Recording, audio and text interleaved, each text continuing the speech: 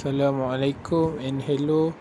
My name is Azharul Syahmil bin Mat Ripin from JBA 2492D. Today I'm going to explain about Chapter 6, Mathematics of Finance.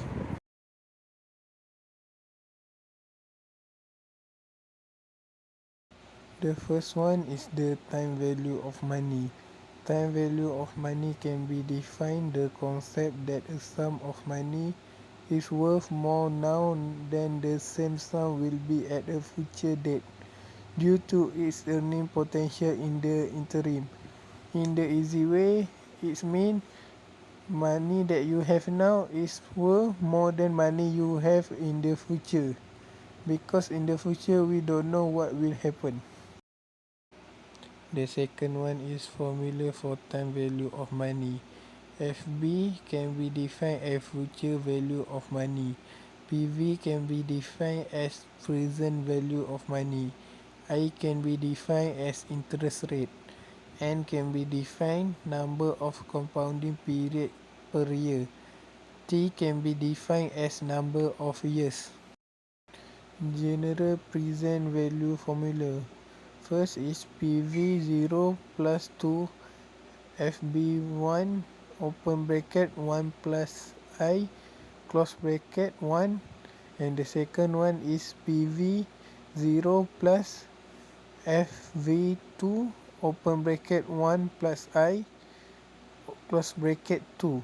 The second formula is PV0 equal to FV open bracket 1 plus I close bracket N.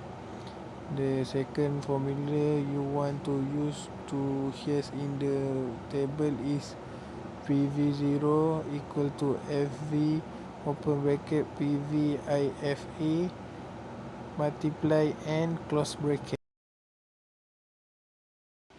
Problem example present value.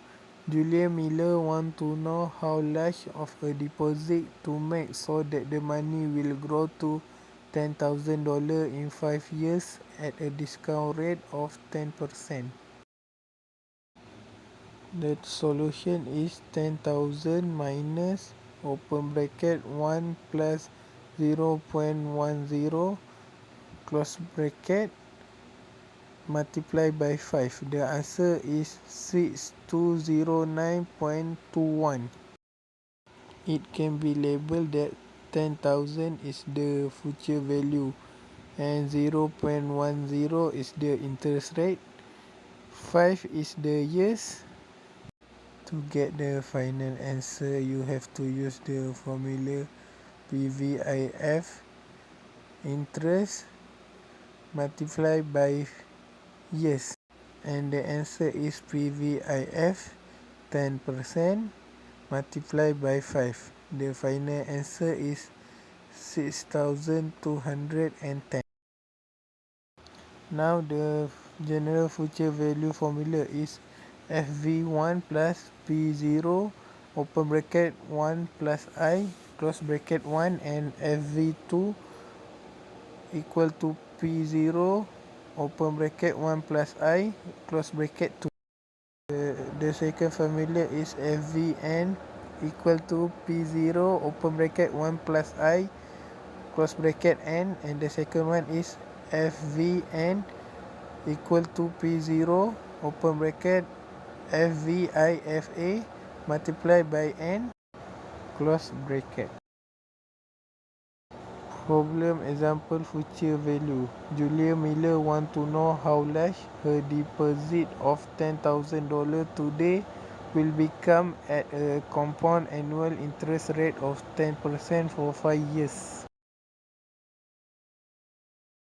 The problem solution is FV5 equal to $10,000 open bracket 1 plus 0.1 close bracket multiplied by 5. The answer is 16,105.10. To get the last answer, you have to use formula FVIF 10% multiplied by 5.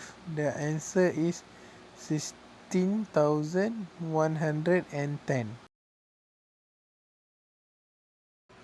The next chapter that I will explain is chapter 7. It is working capital management. Definition: working capital management is a business strategy designed to ensure that a company operates efficiently by monitoring and using its current assets and liabilities to their most effective use. The second one is purpose. The primary purpose of working capital management is to enable the company to maintain sufficient cash flow to meet its short-term operating costs and short-term debt obligations. A company working capital is made out of its current assets minus its current liabilities. The third one is policies of working capital management. First is managing working capital involves risk, return, trade-off, amount of current assets and source of financing. Second one is working capital will affect the firm's profitability and liquidity. There are three basic working capital policies. The first one is relax policy. It is a low risk policy and it maintains large amount of current assets with flexible credit policy. It also high liquidity and potentially low profitability from investment due to low productivity of a current asset relative to product. The second one is restricted policy. It is high risk policy and it maintains low amount of current asset coupled with stringent credit policy. It also invests in fixed asset which result to high profitability but low liquidity. The last one is moderate policy. It is mixture of relaxed and restricted policy. It is moderate risk and return. It also maintain liquidity and it invests in productive asset and at the same time holds sufficient current assets. The last one is the approach of a working capital management. There is three approach. First is matching or hedging approach. This approach matches asset and liability to maturity.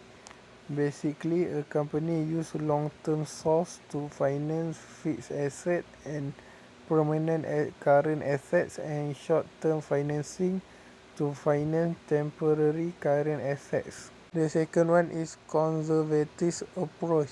It is conservative because the company prefers to have more cash on hand. That is why fixed and part of current assets are financed by long-term or permanent funds. As permanent or long-term sources are more expensive, this leads to lower risk, lower return. The last one is aggressive approach. The company wants to take high risk where short-term funds are used to a very high degree to finance current and even fixed assets. Thank you, that's all from me. I apologize if there is any shortcoming.